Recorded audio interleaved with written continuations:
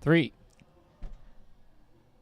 All right, welcome everyone to the player spotlight of Mr. Tim Schotz, taking on Lyle Gable here tonight in the semifinals. Tim, how you doing? I'm doing great, Dale. How are you? Fantastic. Good. Couldn't be better. Other than my toothache that I was talking about earlier. You really are a whiner. I am a whiner. Thank you. Great start to the player spotlight. Excellent. Dumbest question I always ask everybody. How do you feel like you're playing? That is a dumb question. Thank you. I mean, I feel pretty good coming in here. I've been playing a little bit this week. Last couple weeks. I feel good, but you know how pool goes, right? I mean, anything can happen. Anything can happen, right? Taking on Lyle Gable tonight, as we had mentioned. This is going to be a very fun semifinals match tonight, of course, and the winner takes on Mike Kinziger for all the marbles. So very cool. Lots of cash on the line. So tell our viewers a little bit about who you are.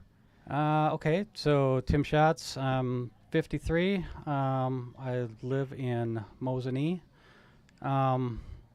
I guess I grew up in Merrill, and pool table's been kind of around, as long as I can remember. Parents' house, grandparents' house, neighbors, that was kind of the thing we did growing up. And I just kind of stuck with it. I've been in, from Merrill, went to Mosinee, stayed in Wisconsin my whole life. I've worked at Greenheck Fan for the last, 32 years, something like that. What is it called? Greenheck Fan. We make industrial ventilation out of Schofield, Wisconsin. And it's a global operation. It's a really good company. What do you do there? I work in the IT department there. I've been doing that for, 15 or so years, something like that. Had a couple of positions there. I was in engineering for a while and in marketing for a while, but I kind of settled in IT, and I like it. So it's been a good fit for me. So, why is 8-ball your favorite game? I think, like a lot of us, I grew up playing 8-ball. And what I like about it, I like kind of figuring out the pattern, right? It's kind of a puzzle to solve kind of a thing. Mm-hmm. So I'm more used to that. I would say in recent years, I've played a lot more 9-ball. And what I appreciate about 9-ball is it really makes you focus on your position play, right? So 8-ball, it's like you've always got, kind of plan B. 9-ball, I get the complaints about the slop aspect, but if you do it well, you're really good. You really got to have some good position plays. So correct. I do appreciate that. So I've been playing a lot more 9-ball in the last couple of years, but I would still say 8-ball is my favorite. So looking back at your entire pool career, if you will, who would be your biggest influence on the game? Boy, I don't know. That's hard. I mean, I grew up with a lot of people that played pool and played it well. I think, and she's going to get a big head, but I think recently, Lacey's probably the biggest influence. She kind of, she enjoys the game as much as I do, and she kind of pushes me to do some of these things, like the knockout challenge, and really keeps my head in it. So. I do appreciate that. Yeah, and you guys have been really good for each other in the game as well, too, because you played in the Scotch doubles. Right. Unfortunately, did not fare too well the very first round. Yep. I forgot who you played. We played Gray, Seek. Mark Scafidi. Scafidi, yeah, and they just got knocked out, too. Yeah, and they played well. And Scotch doubles is a lot of fun for us. We don't get to play in a lot of tournaments, just based on the rating or whatever, but we've gone over to CRs and done pretty well in a couple of their tournaments. We play it when we can. It's a hard game. It's a hard game to do well.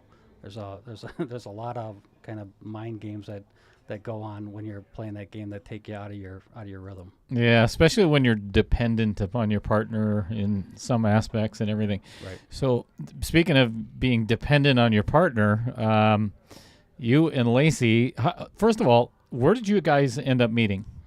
Everybody wants to know. I've known Lacey probably since, I want to say, early 2000s.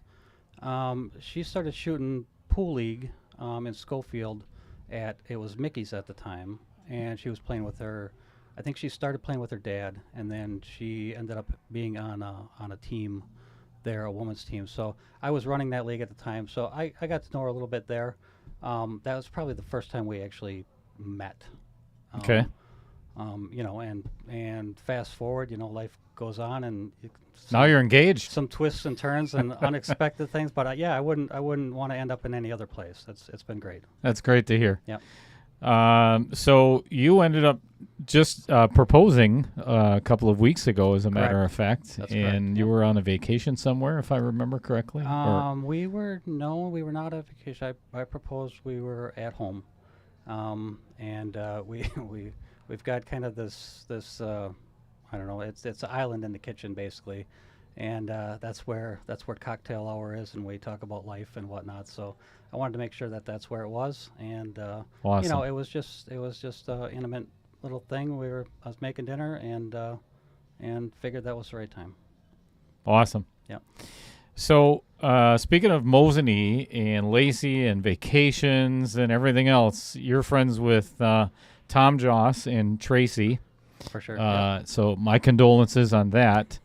I'm I'm assuming they're probably going to be watching tonight, cheering you on, right? They did say I would were hope going to so. be watching, and it's probably too much information. But they also said they weren't going to sit on the couch naked, as some of our other friends have noted they were going to do. So, right. I don't know where to go from here. And Scott Bergman, you know who you are. Wait, I have something for that. Hang on a second. Dear Lord in heaven. This interview just went right in the crapper. All right, so you ever get nervous for these matches at all, Tim? Or are you're pretty even keeled? I'm pretty even keeled. And I think everybody has some level of anxiety, right? Just getting into a match of any kind. But I don't really let too much get to me. It's just not my personality to worry about what's going on. It's just hope that I play well. I'm more anxious about that than actually what's going on the table. So yeah, there's way too many other more important things in Right. life than it's still a game, no matter what. Exactly. Everybody wants to win. Right. What do you do to prepare? I'm pretty good. Obviously we got a table at home. I'm pretty good about hitting balls several nights a week. So I play pretty often, mostly by myself. I kind of a mix of trying to run racks and doing spot shots and that kind of thing. Mentally, I think it's probably the same for anybody. If you're going to play, you're going to clear your mind of everything else, right? And just focus on the game and kind of try to pay attention to what's going on there, right? So, I don't know what the right answer is. I don't think there is one. Prep wise, but I mean, you can breathe, meditate, whatever you want to call it. Right? Drink heavily. You can drink heavily. I've tried that. It works to a point. But at some point that Yeah. stops working too. Yeah, there's a cutoff. Right. There's a fine line Absolutely. between Absolutely. one too many and not enough. Right. So outside of the game of pool, outside of work, outside of Lacey, outside of everything else, what does Tim Schotz enjoy to do? Do you have other hobbies other than pool? Yeah, I mean, probably too many. I mean, we got a boat and a bike that we like getting out on both of those. I love to golf. I get out, several times a year. I got kind of a regular group that tries to go Friday afternoons, right? So we've all got plenty of vacation, and we can take the afternoon off and do that. So I enjoy that. I guess I recently I've been spending a lot of time. I maintain a website for pool leagues called Stick the Rock, and some people know about it. It's pretty low key, but I spend a lot of time, and it's kind of a fun little side project for me. Is that just a local website, or is Well, I don't think I've ever heard of that. yeah. I mean, it's been around since I don't know, probably early 2000s when I was running league, and I just decided it was something I wanted to try to do, and it's kind of evolved from there, right? So I kind of got some help from my brother when we started, and I've been maintaining it ever since. But it's a pretty cool thing. It's free. Leagues sign up and they can just kind of use it, and it's neat to see leagues all around the country kind of come in and use it. And like I said, it's more of a side kind of a pet project for me than anything. So, but I end up spending probably more time than I should on it. Alrighty. Looking at your entire pool career, what is your biggest win? What's the most memorable win out of all of them? I think my first real win was probably in 2016 when I won the AA in WSPA. Since that time, I've been on a couple really fun state teams. We've done well a couple times. We've made it to nationals. We've actually placed in nationals, those times, as far as winning or not, those times are the best times. Some of those, an individual, when you go on and you can win a decent sized tournament, of course that's fun. But winning at team level with the good group is you can't beat it. Yeah, that's creating a hell of a memory. Yeah, there's second to none.